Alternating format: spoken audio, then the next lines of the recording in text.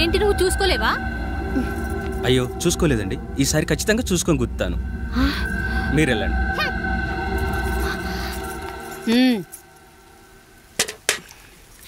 చూడమ్మా, నువ్వు మా కూతురవ్వడానికి ముందే రాయుడు మాకు దేవుడు, ఆయన కుటుంబం మనకు దేవాలయం. వాళ్ళు కొట్టినా తిట్టినా మనం అరవకూడదమ్మా.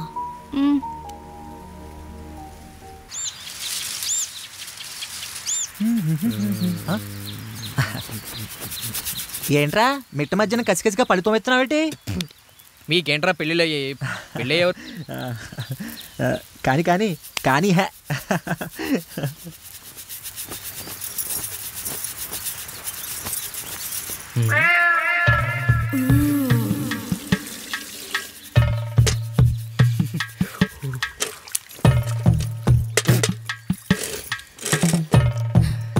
ఏంటండి?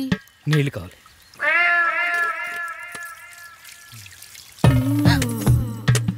ఆయన కుటుంబం మనకు దేవాలయం. వాళ్ళు కొట్టినా తిట్టినా మనం అరవకూడదమ్మా.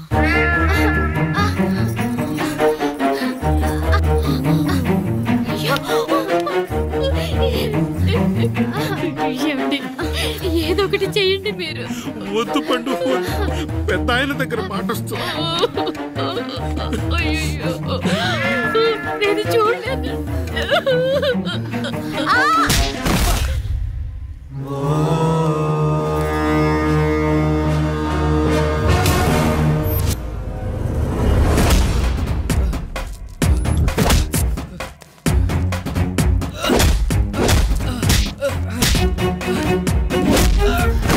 అయ్యో అనియా అనియా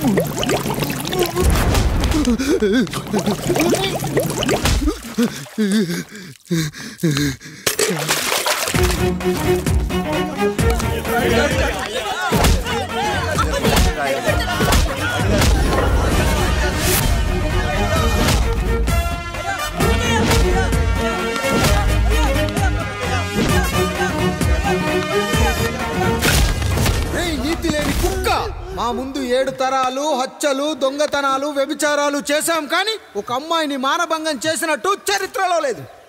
ఈ వంశంలో మొట్టమొదటిసారి ఎవ్వరూ చేయని పని నువ్వు చేసి గొప్పోడివైపోతే మేమంతా చూస్తూ ఊరుకుంటామనుకున్నావా? రేపు పొద్దున వీడిని పంచాయతీకి పిలిచి ఈ రాయుడు తీర్పిచ్చేంత వరకు లక్ష్మి వాడిని ఇంట్లో కూడా రానివ్వకు.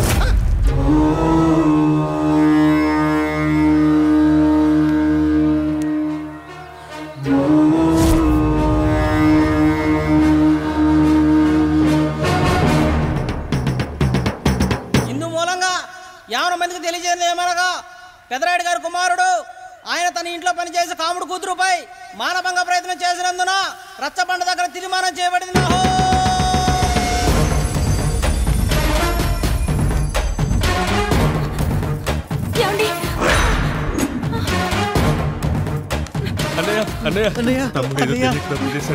మన కుటుంబ గౌరవం నీ చేతిలో ఉంది, దయచేసి.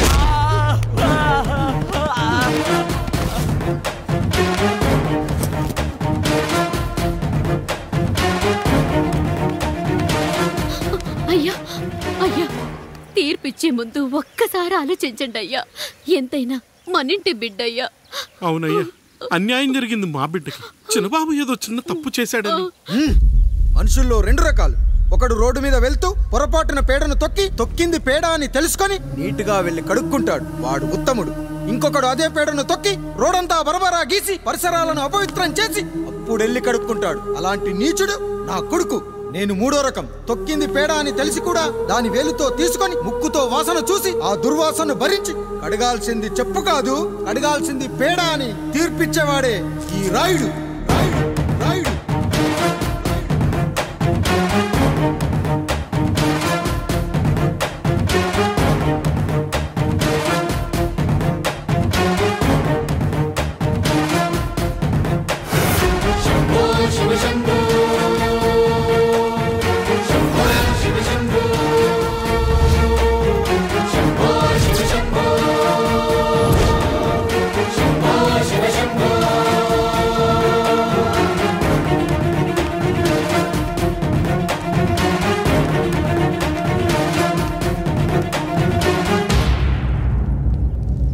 అయ్యా, మీ కుటుంబానికి ఈ పరిస్థితి వస్తుందని అస్సలు ఊహించలేదయ్యా. పచ్చటి పుచ్చకాయలో పుచ్చుంటుందేమో గాని పచ్చని మీ సంసారంలో ఇలా మీ తమ్ముడు గారు కొన్ని తరాలుగా మా వంశం ఈ ఊరిని పరిపాలిస్తుంది. మా వంశానికి స్త్రీలంటే ఎంత గౌరవమో తెలుసా? ఆడవాళ్ళు వంటింటి కుందేళ్లు కాకూడదని మా ముత్తాత గారు పెళ్లి కూడా చేసుకోలేదు. మా తండ్రి గారు పాపారాయుడు ఎవడో ఒకడు ఒక స్త్రీని మోసం చేసి కడుపు చేస్తే ఆ కథ విని ఆ పుట్టిన పిల్లాన్ని ఆ మోసగాడికి ఇచ్చేసి ఆమెను పెళ్లి చేసుకుని ఆమెకు కొత్త జీవితాన్ని ఇచ్చాడు. నేను కూడా నా వంతు సహాయంగా కొంతమంది స్త్రీమూర్తులను పెళ్లి చేసుకుని వాళ్లకు జీవితాన్ని ఇవ్వాలనుకున్నా. అలాంటిది నా వంశంలో ఇలాంటి చీడ పురుగు పుట్టాడు. నా తమ్ముళ్ళలాంటి కాముడు మా పనోడు వాడి కూతురుపై అత్యాచారం చేయబోయాడు. ఒక్కసారి నీ చెప్పేది వినండి. నీచుడా, ఈ రాయుడిచ్చే తీర్పును ఆపే శక్తి ఎవరికీ లేదు.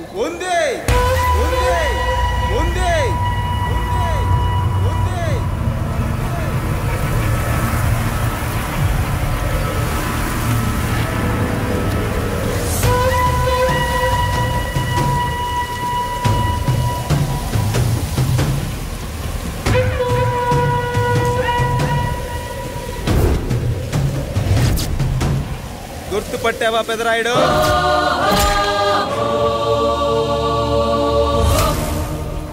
నా తండ్రిని చంపిన నీ తండ్రిని చంపా. ఇప్పుడు ఆయన కొడుకుగా నీ అంతు చూడటానికి వచ్చాను. ఊరికి నీతులు చెప్పే నీ భాగవతం బయట పెట్టడానికి ఏ శక్తి నిన్ను ఆపబోతుందో చూపెట్టడానికి అసలు సిసలైన మగాడు అడుగు పెట్టబోతున్నాడు.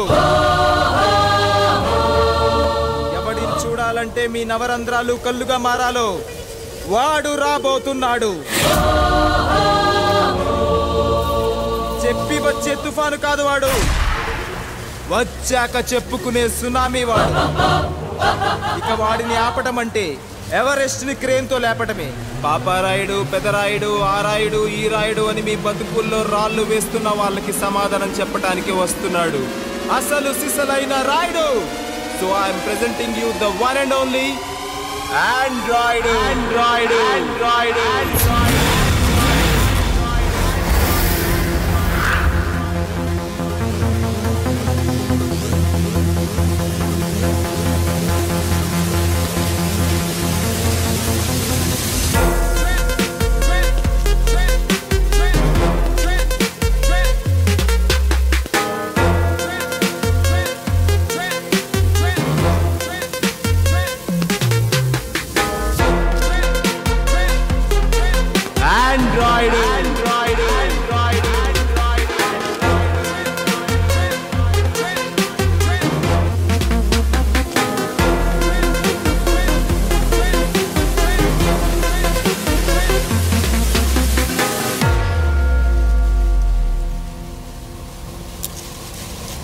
అమ్మా,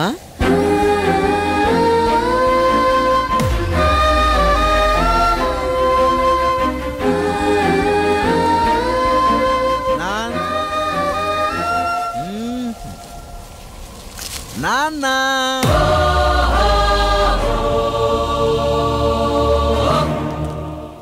అసలేం జరిగిందో నువ్వు చెప్పమ్మా.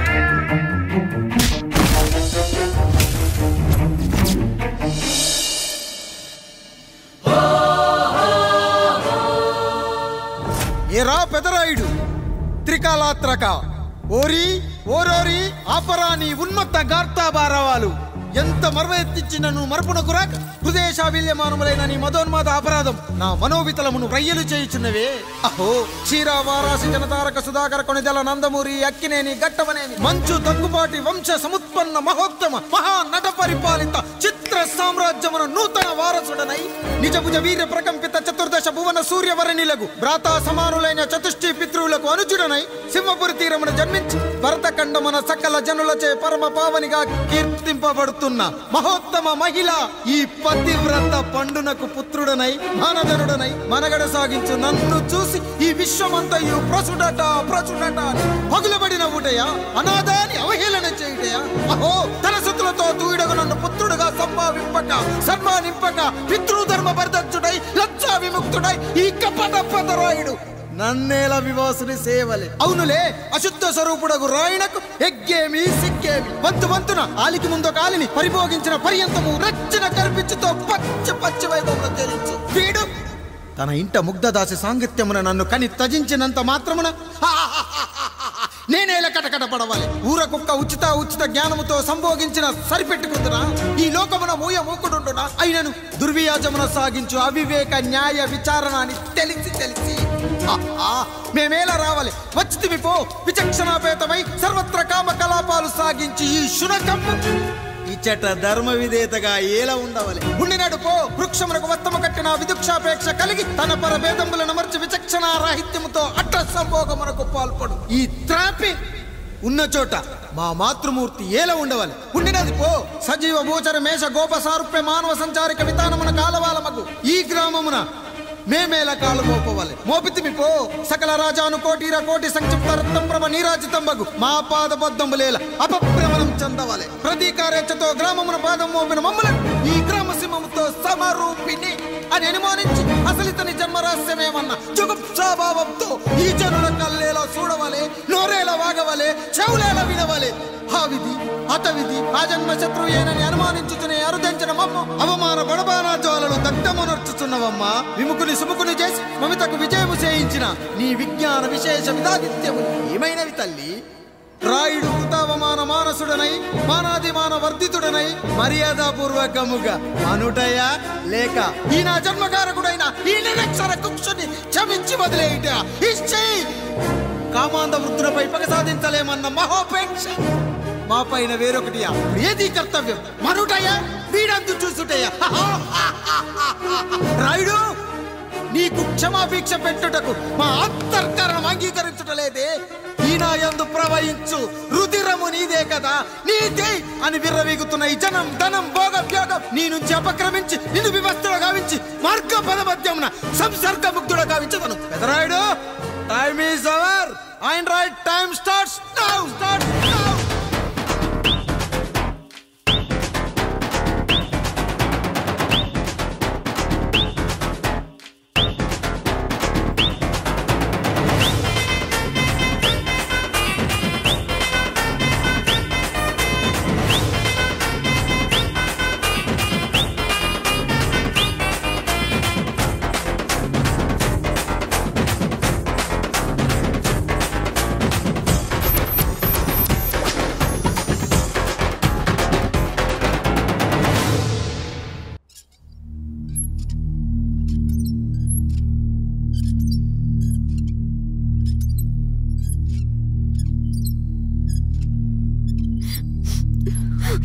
జానకి ఇంకెక్కడుంది?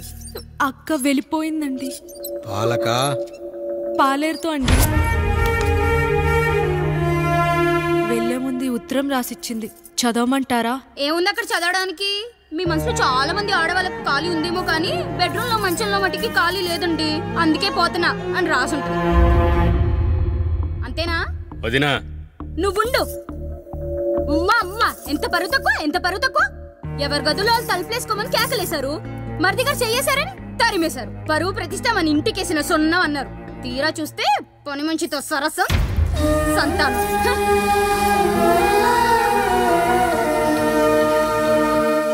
పని చేయించుకొని డబ్బులు ఇవ్వాలి గాని బిడ్డల్నిస్తారని నేనెక్కడా వినలేదమ్మా ఈ చోద్యం.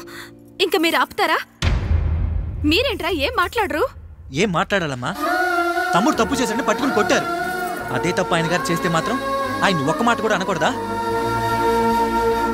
అంటే అమ్మా రేపు ఎప్పుడైనా మాకు కూడా ఇంకో ఫ్యామిలీ పెట్టుకోవాలని కోరిక కలిగినప్పుడు అప్పుడు నువ్వు చేసిన పనే మేము చేసావు నాన్న అని చెప్పడానికైనా ఇప్పుడు మాట్లాడాలి కదమ్మా. కావాలనుకున్నప్పుడల్లా అమ్మని తెచ్చుకున్న ఆయనకి తమ్ముడికో ఆడతోడు కావాలని తెలీదా? రోజు బట్టలపై స్నానం చేస్తాడు కదా.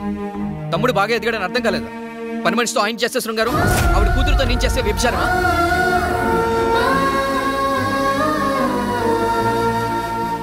మాట్లాడవేంట్రా కాముడు? నువ్వు కూడా నా చొక్కా పట్టుకొని అడగరా? బాబుగారు అడగరా? అడుగు. నా భార్యకు పుట్టిన బిడ్డ నీ పోలికలతో పుట్టాడు, ఏం చేసావని అడగరా? బాబుగారు అడుగు. ఏమడగమంటారు బాబుగారు?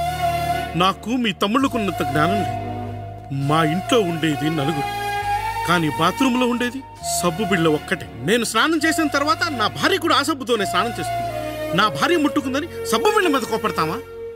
ఆ బిళ్ళ కరిగే వరకు, మా మురికి వదిలే వరకు మీరేనయ్యా మా సబ్బు బిళ్ళ. మీ గేదెల్ని కడిగితే తప్పులేని నా పిల్లని చేతులు మిమ్మల్ని ముట్టుకుంటే మాత్రం తప్పుంటున్నారే. వీళ్ళ ఉద్దేశంలో మీరు మీరు పశువు కంటే హీనమనా? ఏమిటి అన్యాయం? నా వరకు ఆ బిడ్డ నా దేవుడిచ్చిన ప్రసాదం. అది పూజారి ఇచ్చాడా ఇంకోటి ఇచ్చాడా నాకు అనవసరం. అయినా పూజారి పొంగలి పెట్టకపోతే దేవుడి మీద కోపం ఎందుకయ్యా? ఏమో మా కోసం చెమట చిందించి పనిచేసే ఈ కాముడికి నేను చెమటోడ్చి ఒక బిడ్డను ప్రసాదిద్దామని మీరు అనుకున్నారేమో. ఇందులో కూడా నా మంచే కదయ్యా మీరు ఆశించారు. కానీ వీళ్ళు వీళ్ళు మీ ఔన్నత్యాన్ని ఎప్పటికీ అర్థం చేసుకోలేరయ్యా, అర్థం చేసుకోలేరు. అయ్యా, ఈరోజు మీ పెళ్ళాం పాలేరుతో వెళ్ళిపోయి ఉండొచ్చు, మీ బిడ్డలు ఈరోజు మిమ్మల్ని తిట్టచ్చు, కానీ ఈ కాముడు మిమ్మల్ని ఎప్పుడూ వదిలి వెళ్ళడు. మీ చావును ఈ కళ్ళతో చూసే వరకు మిమ్మల్ని వదిలిపోడయ్యా, వదిలిపో. మీరే మా దేవుడు, మీరే మీరే మీరే మా దేవుడు, మీరే మా దేవుడు, మీరే మా దేవుడు.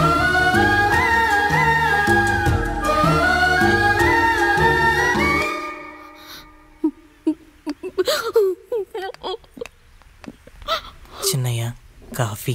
చిన్నయ్య కాదు, చిన్నోడు. నేను మీ అక్క కొడుకును. నువ్వెందుకు ఏడుస్తున్నావమ్మా? చిన్నోడా, పెద్దయ్య గురించి అలా మాట్లాడకయ్యా. పెద్ద మనిషి డబ్బుంటే గుడి కట్టాలి, బడి కట్టాలి. వెళ్ళిన చోటల్లా కనిపించిన దానికల్లా బిడ్డలు నెచ్చుకుంటూ పోరు. ప్రతి ఊళ్ళో చెట్లు నాటించడానికి వాడేమన్నా ఆశ కూడా. గుప్పెడంత ఉల్లిని కోస్తేనే కన్నీళ్ళు వస్తాయి. బారెడంత నా తల్లి మనసు కోసాడు. వాడి కన్నీళ్లు కాదు, రక్తం రావాలి, వచ్చేలా చేస్తా. మనల్ని ఇంతగా మోసం చేసిన వాడికి ఆస్తి 3 పిల్లలు, నీకు మాత్రం పేదరికం ఒక్కడే. వద్దు చిన్నయ్య, వద్దు చిన్నయ్య.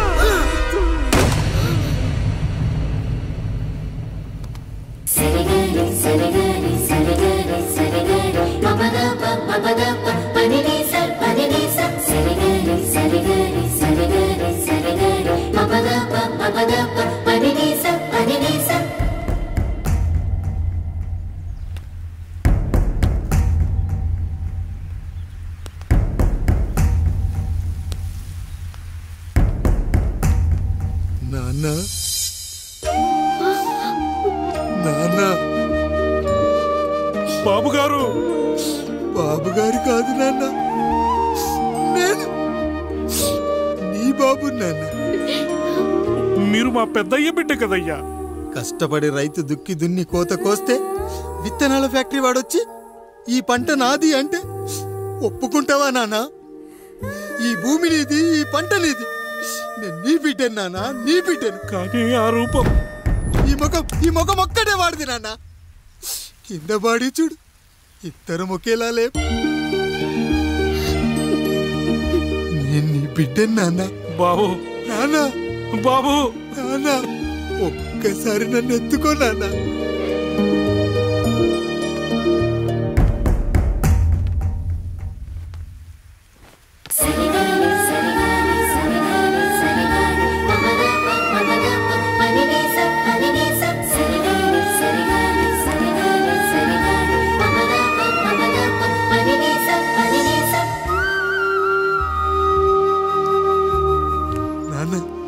నువ్వెంత మంచివాడివి నాన్న. ఒకడు వాడిన టూత్ బ్రష్నే ఎవ్వడూ చేత్తో పట్టుకోడు, అలాంటిది నువ్వు నోట్లో పెట్టుకొని తిరుగుతున్నావు. అమ్మ ఎంత అదృష్టవంతురాలు నాన్న, ఎంత అదృష్టవంతురాలు. చాలు బాబు, ఇది చాలు. చాలదు నానా, ఆ రాయుడు లెక్కేంటో తేలుస్తా. మన కుటుంబాన్ని ఇంత క్షోభ పెట్టిన ఆ రాయుడిని వదలనానా, వదలా. వాడంతేదో చూస్తా.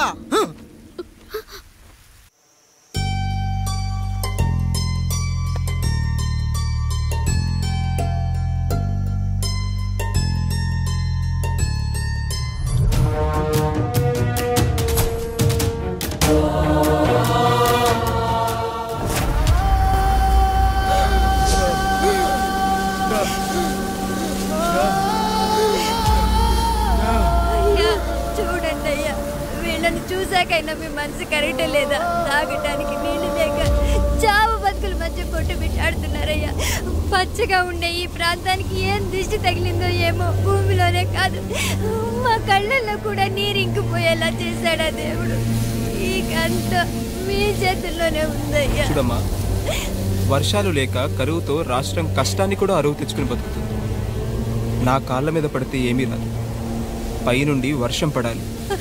అయ్యా మినిస్టర్ గారు, మీరైనా ఏదో ఒకటి చెయ్యండి అయ్యా.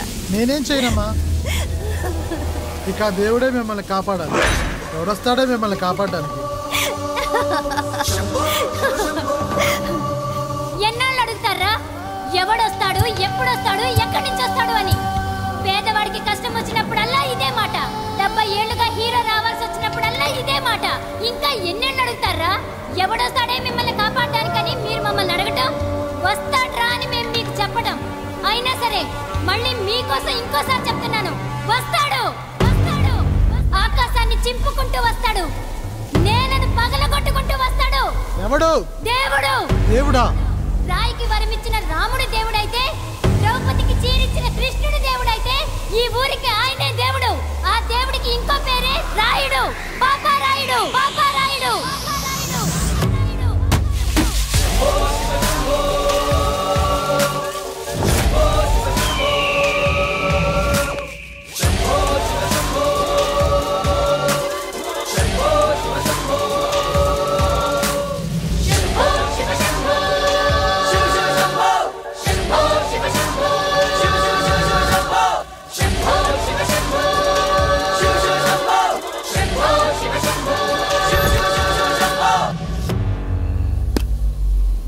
ఏంటి సమస్య? అయ్యా, ఊరికి కరువు వచ్చింది. అదిగో ఆ నలుగురు దాహంతో చనిపోతున్నారయ్యా.